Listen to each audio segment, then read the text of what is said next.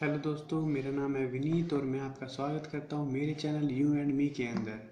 दोस्तों, वास्तु दोष एक ऐसी चीज़ होती है जो कहीं भी हो सकती है। किसी भी घर बनाने में या ऑफिस की स्थापना करने में हो सकती है, सामानों को इधर उधर रखने में हो सकती है, ऑफिस के फर्नीचर वगैरह में हो सकता है, काम धंधे को बेहतर बनाने के आर्थिक नुकसान से मनुष्य हो जाते हैं। कई सारी चीज़ें हो जाती हैं जो दोष बन जाते हैं घर के अंदर और ऑफिस के अंदर भी। तो कैसे इन वास्तु दोषों को दूर कर सकते हैं, कुछ छोटे छोटे उपाय हम बताएंगे आपको कि कैसे आप घर के वास्तु या ऑफिस के वास्तु दोष को सही कर सकते हैं। 4-5 टिप्स हम आपके साथ शेयर करेंगे, जैसा करने से आप अपने घर के वास्तु दोषों को सही कर सकते हैं और आर्थिक नुकसानों से बच सकते हैं।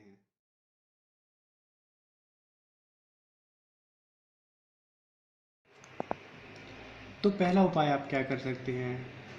आप किसी न किसी देवता की पूजा अवश्य करते हैं, चाहे आप गणेश जी की पूजा करते हैं, चाहे शंकर भगवान की पूजा करते हैं, चाहे माता रानी की पूजा करते हैं, किसी भी देवता की पूजा का आप करते हैं तो एक ही देवता की दो तस्वीरें कभी भी आमने सामने ना रखें। ऐसा करने से आप के जो संसाधन हैं, कमाई के जो संसाधन हैं, वो एक दूसरे से टकराकर सामने ही वहीं पर बर्बाद होते रहते हैं और आप फाइनेंशियली कमज़ोर हो जाते हैं। तो जो आपके एफर्ट्स हैं वो आपस में ही टकराते रहते हैं, आप उनको एक डायरेक्शन नहीं दे पाते हैं। इसलिए हमेशा ये ध्यान रखें कि एक ही देवता की दो तस्वीरें कभी भी आमने सामने ना रखें, इनको अलग अलग डायरेक्शन दें। किसी को इस तरफ रख दें, किसी को उस तरफ रख दें और अलग अलग जगह पर रखेंगे और इनकी स्थापना करेंगे तो बेहतर रहेगा।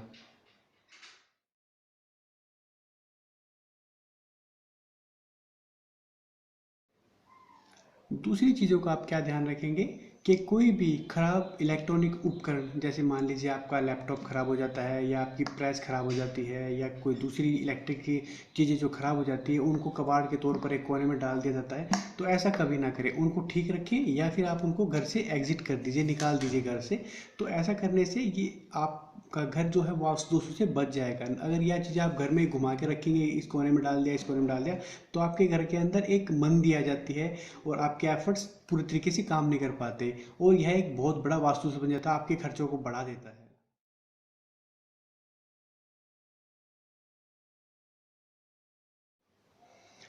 तीसरा उपाय आप क्या कर सकते हैं दोस्तों। तीसरा, इस बात का हमेशा ध्यान रखें कि जिस भी देवी देवता की आप पूजा करते हैं उसकी कोई भी खंडित मूर्ति, मान लीजिए किसी का हल्का सा हाथ से टूट जाता है या पैर टूट गया या कोई दरार उसके अंदर आ जाती है तस्वीर के अंदर, क्योंकि मिट्टी की होती हैं, शीशे की होती हैं। तो इस प्रकार की टूटी या खंडित मूर्तियाँ आप अपने घर में कभी ना रखें। इन चीज़ों से आपके घर के अंदर जो कि है विरोधी शक्तियाँ उत्पन्न हो जाती हैं और आपका जो फाइनेंशियल सिस्टम है वो गड़बड़ा जाता है, वो शक्तियाँ पूरी तरह से काम नहीं कर पाती हैं और आपके घर के अंदर बेफालतू के खर्चे, नुकसान और लड़ाई झगड़े शुरू हो जाते हैं। तो यह एक वास्तु दोष को दूर करने के लिए बहुत ज़रूरी है कि खंडित मूर्तियाँ आप अपने घर के अंदर कभी न रखें। और आप क्या कर सकते हैं वास्तु उसको ठीक करने के लिए। मान लीजिए आपके घर के अंदर खिड़की है या कोई कांच है वो टूट जाता है, खिड़की का कांच लगा लीजिए, गाड़ी का शीशा टूट जाता है या बाइक का है उसका शीशा टूट जाता है या टेलीविज़न का शीशा टूट जाता है या कोई भी इस प्रकार का ड्रेसिंग टेबल का शीशा टूट जाता है, तो यह इस प्रकार के टूटे हुए शीशे आपके घर के लिए आर्थिक नुकसानदायक होते हैं। इसीलिए अपनी फाइनेंशियल ठीक रखने के बहुत ज़रूरी है कि आप अपने चारों तरफ के शीशों को ठीक रखें और यह आर्थिक प्रगति के लिए सही माना जाता है कि आपका कांच का कोई भी सामान टूटा हुआ ना हो, चाहे वो आपकी गाड़ी का हो या घर का शीशा वगैरह हो या कोई भी हो।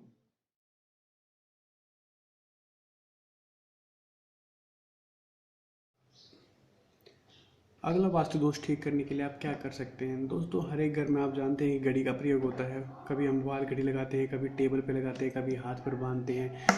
तो ऐसी घड़ियों को अगर मान लीजिए बंद पड़ जाती है, मान लीजिए आपका घड़ा बंद हो जाता है सेल के कारण, किसी और के कारण, तो उसको अपने घर के अंदर कभी ना रखें। क्यों ना रखें, क्योंकि यह एक नेगेटिविटी उत्पन्न कर देता है। आपकी जो मूवमेंट वाली चीज़ें होती हैं उनको ये बंद करके एक बॉक्स में बंद कर लेता है। इसलिए कभी भी बंद पड़ी घड़ियों को या टूटी हुई घड़ियों को आप अपने घर के अंदर ना रखें। यह एक नेगेटिविटी लेके आता है, आपकी आर्थिक प्रगति के अंदर यह बाधक बनता है। इसलिए बंद पड़ी घड़ियों को आप घर से बाहर करें या उनको ठीक रखें।